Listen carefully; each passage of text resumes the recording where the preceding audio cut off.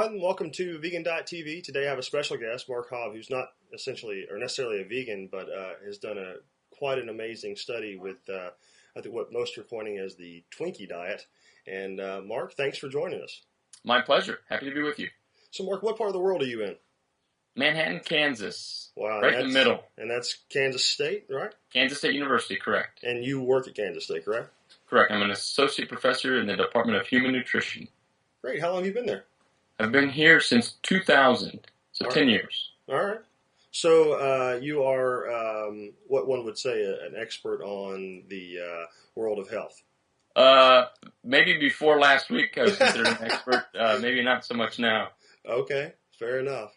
Well, Mark, can you just kind of give me and the audience a 30-second overview of exactly what you did? Sure. I teach a class in energy balance and obesity, and one of the things I like to do is to try to push the envelope to get them to think critically.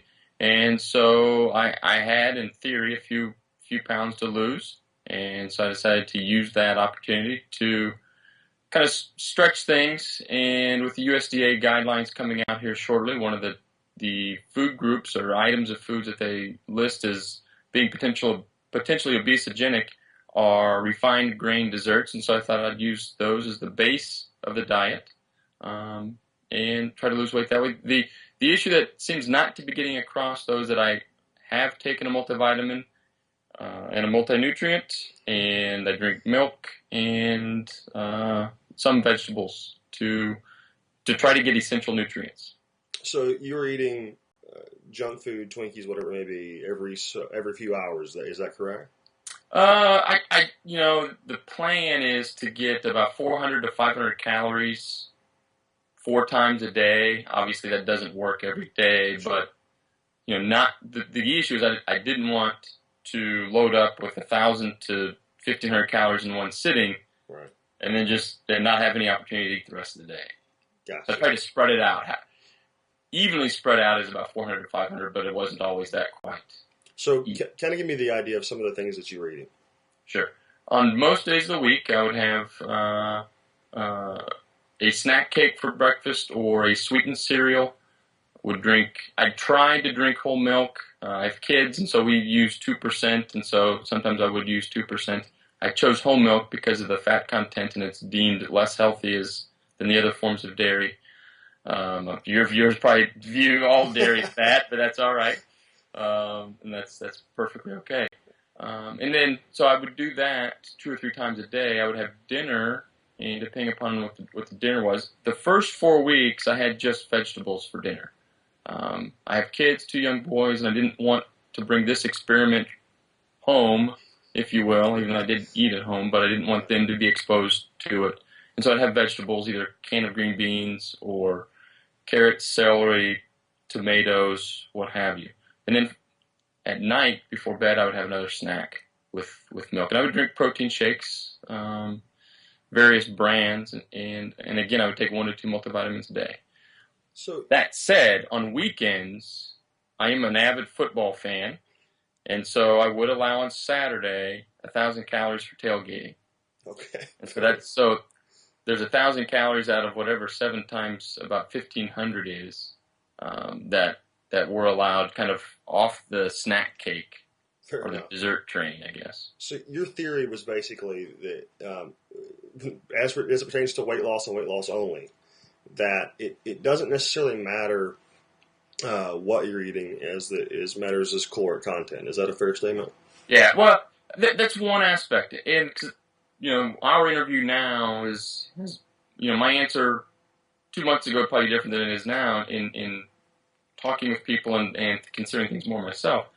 That's one approach. If you use Dr. Roll's volumetrics approach, in which she bases everything on low energy dense foods, you may not have to calorie count as much.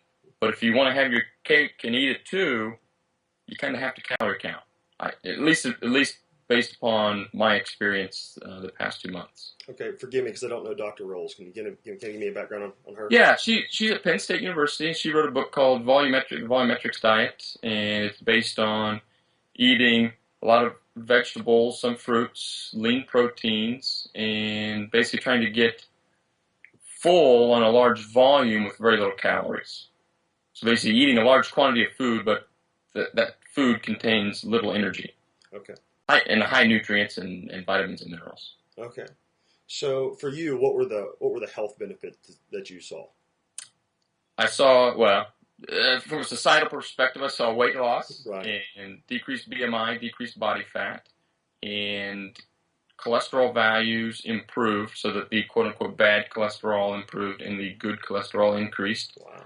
And blood glucose decreased. Blood pressure didn't change. Well, it lowered, but I wouldn't consider two units much of an improvement. And it seems, according more to my wife than to me, that my snoring and potential sleep apnea has improved. That may be due to the weight loss, but we'll see. Yeah, no. Well, it's I think a lot of this is secondary. I don't think it has really much to do with the food at all. I think it's energy in, energy out. So if you could have talked to yourself 2 months ago before you started this thing, what would you have told yourself today what you expected the benefits to be? I expected the weight loss, the body fat, the sleep changes, the weight related, body composition related outcomes. The blood values were a little different. I thought they would move in the direction they moved, but not in the magnitude at which they changed. And I expected maybe 5 to 10% change, and I really didn't expect much change in HDL or the good cholesterol. Any theories as to why that happened? Well, I think just the magnitude of energy restriction. I think some of it too is there's a good public message out there that trans fats, saturated fats, etc., are detrimental to health, and I listen to that. But if you look at some of the work that's come out of Frank Hughes' lab and his group, there doesn't seem to be much link between saturated fat and heart disease.